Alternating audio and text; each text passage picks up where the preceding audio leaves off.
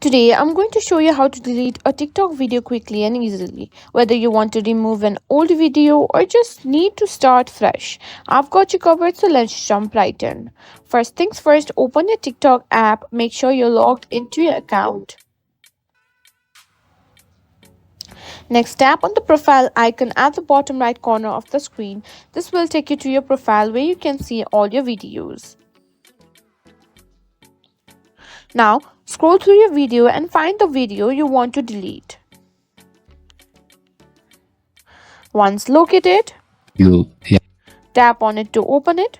Now click on three dots, scroll down and swipe and simply tap on delete. Here you can choose to whether delete and re-edit or simply delete. Choose whichever best suits your needs. I'll be clicking on delete, and that's it. Deleting a TikTok video is super simple. If you found this tutorial helpful, please give it a thumbs up and don't forget to subscribe for more quick tips and tricks.